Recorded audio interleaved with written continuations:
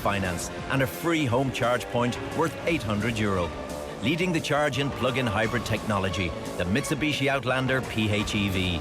Book a test drive at your local dealer today. Mitsubishi. Drive your ambition. Terms and conditions apply. See mitsubishimotors.ie. Lending criteria applies. This is a hire purchase agreement provided by Bank of Ireland Finance. The Saturday Panel on Off the Ball.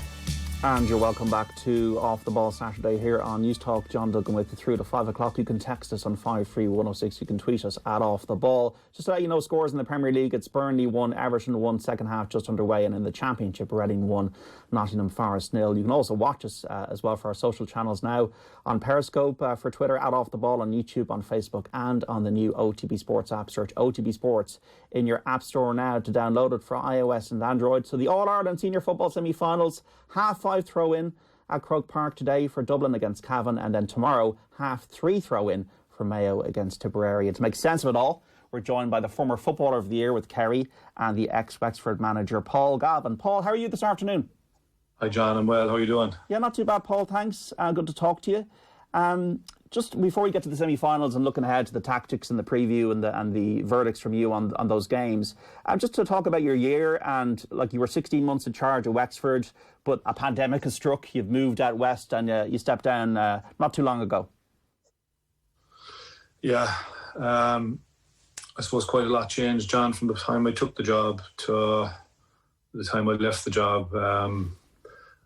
Loads of variables and situations arose, I suppose, that you weren't probably weren't a factor when I took the job. We'll say the competition structure, for instance, being one. You know, the qualifiers went out the window, and the new second tier, tier 2, whatever they call it, competition came into play as well. And then, of course, the whole situation with the lockdown and the kind of uncertainties that arose there and all that went with it. So it was a pity. I was really disappointed, and I'm still kind of feel a little disappointed to have moved on. But it was just a situation where I felt that they'd be better off down there managing it themselves from the point of view of the health and safety and the situation in Dublin, and my move to the west as well just made the thing a little untenable, I felt. And so yeah, it was just a year full of flux and change and kind of moving parts and that kind of thing. So anyway, it was a good experience overall, I have to say. I've learned a lot, tried a lot of new ideas out, and got a lot of feedback that I found valuable. So I must say I found it a great experience on the whole, if a little unfulfilled in a way, in the sense that we didn't get to kind of see it through in the first season to a kind of a fruition of sorts, you know. Yeah, you got 3 wins in the league earlier in the year, Paul. What insights did you kind of glean from working with Division 4 players in that division? It's a dual county. The Hurlers won the Leinster last year. There's a challenge there as well. What did you learn, maybe having played at the top 11 and won All-Irelands with Kerry, and then you're moving to a different environment effectively? Well, I thought it was a great division, actually. I really enjoyed it, learned an awful lot down there. I actually feel probably the language of Division 4 probably doesn't do a whole lot for the players that play in Division 4, from the point of view that you would see some kind of... You see maybe a different...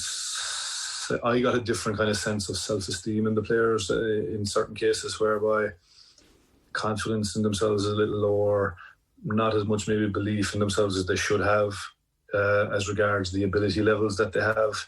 The kind of levels of confidence and self-esteem and self-belief sometimes they don't meet the levels of ability. I felt there was more ability down there than there was self-esteem, if you get me, yeah, or self-confidence. So that was very interesting from the human point of view and the personal point of view, to deal with them on a personal level and build those levels of self-esteem and self-confidence right up, because I'll tell you, the ability is down there. And I think when in Wexford's case, when the physical and the mental preparation and abilities meet the football abilities, I think you'd have a good side down there.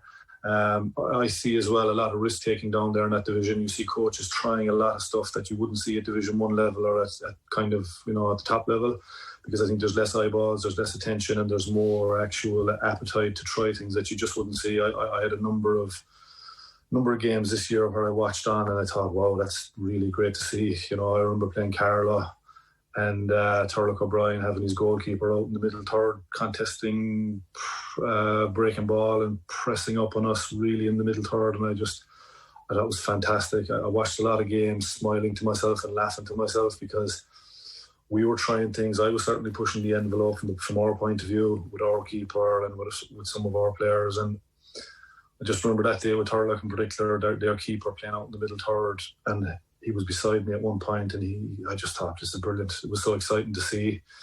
And, other teams tried things as well, and we tried a lot of things. So I think you get a lot more experimental stuff, a lot more trial and error stuff down in that division because there's less probably attention. And I do think those teams deserve way more attention. I'm delighted to see the new appointments at that level of football this coming season.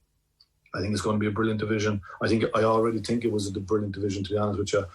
I did a session or two the previous summer with London, so I had seen the London boys kind of how they were preparing, and I did a few sessions with them, and part sessions with them, and so I had a good handle on that division before I took the Wexford job. So I knew that it was a good division of football and an exciting division of football. I think it's completely underserved and underappreciated and underreported upon, to be honest with you. So I had a good look at it the previous season, all the teams in that division, and I think next season is going to be very good. I'm delighted. I think it's brilliant that Mickey Hart is where he is. Obviously, Enda McGinley, Tony McEntee, and Niall Carew's gone down to Carlow. So tell you what, it's a division worth watching. I thoroughly enjoyed it. And we see with Cavan and Tipperary what success can do for the stature of the players, the people in the counties themselves over the last few weeks in this unusual championship, Paul. Is that the key to the middle and lower ranked teams as they're described getting closer to what are seen as the stronger teams? Is it esteem? Is it energy? Is it having a different structure for a championship, for example, where you have a super weekend and a Division 4 final on a Friday night at Croke Park with a lot of fans there, a trophy, all-stars out of it, and we have a completely different structure? Because I know Meath and Kildare are often seen as Leinster counties, but so is Wexford. They did well under Jason Ryan a few years ago, but Dublin have won the last 10 Leinsters in a row. If you had the complete carte blanche to reimagine the championship and the structures, what would you like to see, Paul? Oh, I don't know, John. I don't get too bogged down in that whole debate because I think it's almost a kind of a moot point in a way. The arguments for restructuring tend to get very complicated, and I don't know. I've not delved too deeply into it. I do know from all my playing career, I loved league football. I loved the structure of it. I loved the continuity of it, and I loved the competition of it because we were in Division 1 and you had just top teams every week. And that suited me as a player, my physical profile. It suited me to go game to game to game. I think the basis of the championship, if you could make the league format the basis of your championship format, I think that's a winner. I would probably take the other thing I've only ever given thought to would be the provincial championships. I had no time for the pre-season tournaments as a player or in the time with Wexford. I had no time for the Auburn Cup. I said to a player down there late last year before the season started, I said, I don't see there being an Auburn Cup next year. I wasn't keen to compete in it last November, whenever it was, December, January. And I'm glad they're gone, to be honest with you, those tournaments. I don't see any value in them. I would put the provincial championships before the league. I think if I was to do any restructuring, I would probably take the provincial championships and play them maybe earlier in the season. Have your provincial winner and leave that be as a standalone tournament, because the provincial councils and provincial bodies are obviously very, what would I say about provincial competition? I'm not the biggest fan of provincial competition, but I would move it to, I don't know, February, March, and I would try and play your All-Ireland after that on a league basis and have your top teams in the league competing at in the knockout stages at the end of, I don't know however many games you get, 7 or 8 or 9 games. Yes, that's about all I would say about it. I don't like to get too bogged down in those restructuring ideas. Dublin are 100-1 on today, Paul, against Cavan in the betting for the semi-final at 5:30. Is their dominance an issue for you, or do you see it as a cyclical thing, or do you see it as a problem now that we need maybe to get stimulus into other counties across the board to level it up?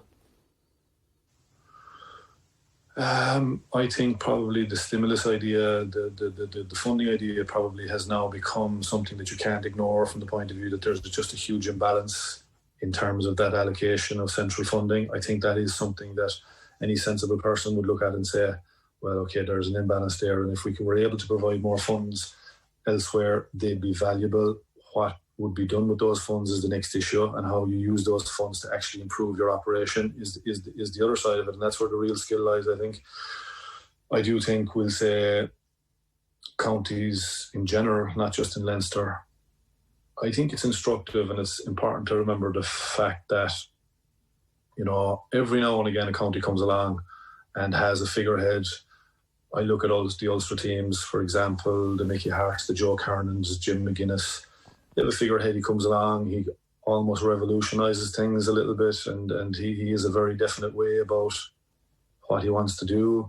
He's clear in his vision for where he wants to bring the team.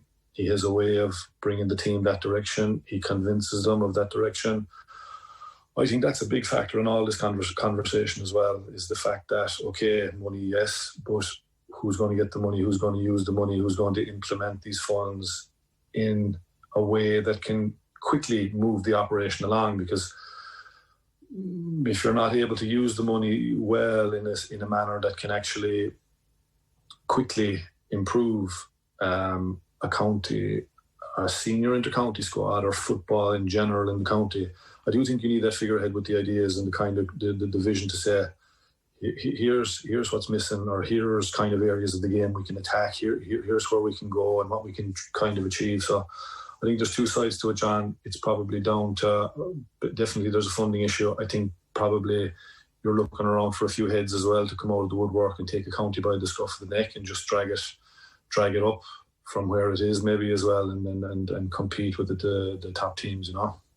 We've seen Brian Fenton and Kieran Kilkenny just as good as ever in the Leinster Championship this year, Paul. If Cavan are to be competitive and have any shot today, what do you think they need to do? I mean, it's a big one. They're obviously, they'll have their hands full. How you tackle this Dublin machine is you know, nobody has been able to do it for 5 or 6 years. I do think, you know, the big advantage Dublin have this year, as far as I can see, is that their training sessions have to be savagely intense and competitive. If you're looking at the likes of Mannion, Brian Howard, who's in the team I think today, McMenamin and Paddy Andrews, will say, on the subs, on the B team in training. I'm looking at the Dublin subs and the Dublin B team, and I'm thinking that B side is probably fancying beating Cavan or Tip or maybe even Mayo. You know, if you look at it, there's probably as many All-Ireland medals on the Dublin second 15 in training as there is on the first 15 in training. It's a significant advantage, because I look at the work rate over the years of Kevin McMenamin, I look at the work rate of Paddy Andrews, I look at the work rate of Mannion, and I look at the work rate of Brian Howard. These are four of the hardest working players on the Dublin team over the last 4 or 5 years. McMenamin and Andrews alone have been responsible for work rate that has won Dublin games, won Dublin tight games, including games against Kerry. You look at McMenamin's effort to stop David Moore in that draw in All-Ireland final last year. He tracked him and worked and got a hand on him eventually and forced that turnover for Dean Rock's equaliser. So if you have four guys with that kind of a work rate on the second 15 team in training, I think you've got a savagely intense training situation, which I think, and that Meath display bore all the hallmarks of that kind of training ground intensity for me. So I don't know what Cavan. I think first of all you've got to play positional football. You've got to try and occupy their 5, 6 and 7, that Dublin half-back line. I think you've got to play 3 in the half-forward line and try and play those positions in the half-forward line. I think you've definitely got to try and occupy the likes of John Small. I think McDade is new, obviously. He's got to be tested in around the wing-back position. James McCarthy's at 5 today. Very few can compete with him.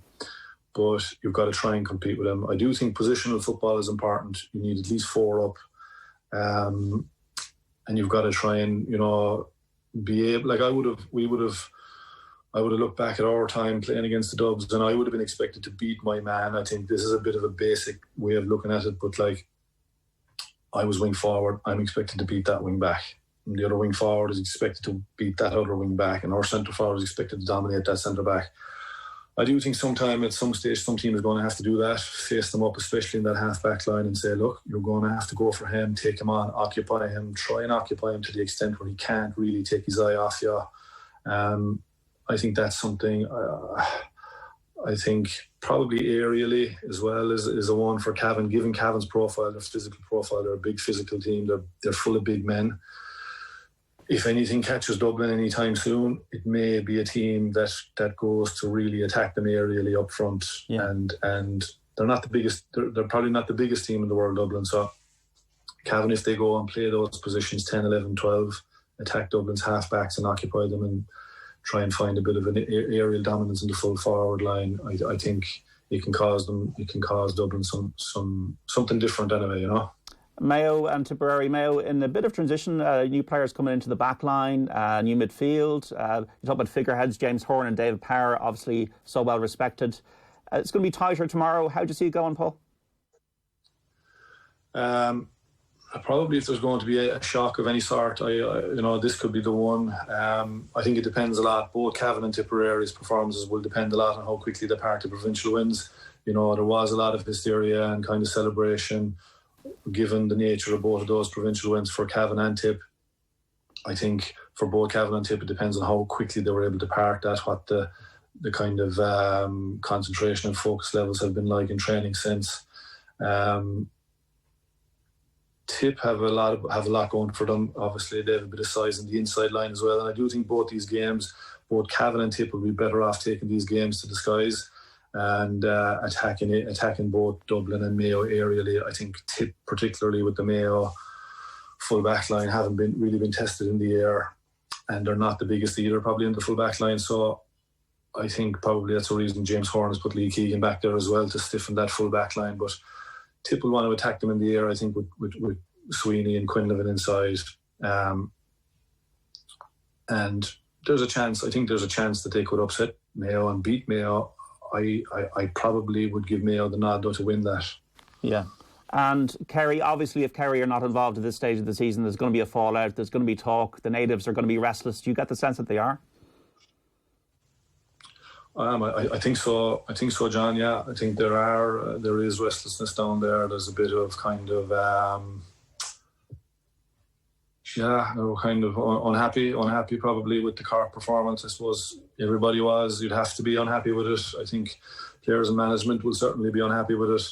And I suppose it's a little bit of wait and see at the minute. I think we're kind of all waiting to see what will happen with regards to the senior setup. But certainly there's nobody happy down there, and nor should we be. But I suppose the game and the nature of the loss probably added to a little bit of the kind of hysteria around the reaction to that loss. We lost plenty of times in Páirc Uí Chaoimh. We lost twice, I think, in Páirc Uí Chaoimh. Won a few times in Páirc Uí Chaoimh. But I suppose the year that was in it and the nature of the loss, I think, intensified the reaction a little bit. But look, it hasn't been a good time for Kerry in the last while, so we're all kind of we're all unhappy and uneasy, and you know, we want to get our probably our house in order pretty quickly and get back to the top table, because we're not there at the minute. And Kerry should be there. They should always be at the top table. Paul, what changes should be made in your view if they're going to get back there and get as close as they were last year? Oh, I don't know, John. I suppose there's multiple factors in it, you know. I suppose looking at the Cork game, I was uneasy from an early stage of the Cork game from the point of view that we looked uncomfortable in possession. I just didn't like the way we were throwing the ball around. It was I thought we were a bit untidy, and we didn't pass the ball very well. I thought at times Cork passed the ball better than us, and that disappointed me. And so from an early stage, I was kind of uneasy watching it, and I didn't think we were using the ball very well. So I suppose that's an area where I'd always be kind of uncomfortable. If I felt the Kerry team were uncomfortable in possession, I'd be kind of worried, and I thought the boys were a little bit uncomfortable in possession that night, albeit the conditions were awful and it wasn't a great evening for handling the ball. But you know, there's probably, the way I see it is we have probably our figureheads up front, and I suppose part of the kind of history of Kerry football has been kind of, you know, a lot of individual talent over the years, through the decades, back as long as we've been at it, supreme individual talent. I think we have it up front at the moment. There's probably too much of a focus on that talent at the minute and not enough of a group focus maybe. I also think we're probably missing that kind of equivalent star at the back, where we need probably a couple of our defenders to step up and become big players in the next couple of years, you know. So that would be kind of my take on Kerry at the minute, John. Well, Paul, I hope you've got a great Christmas. I hope Man United win this evening, and thanks for speaking to today and Off the Ball Saturday, and I look forward to speaking to you again soon. Great insight, Paul. Thanks so much. Thanks a lot. Take care. Paul Galvin there. We're back after the news. The Saturday Panel on Off the Ball. Make it a really good afternoon and check out the great car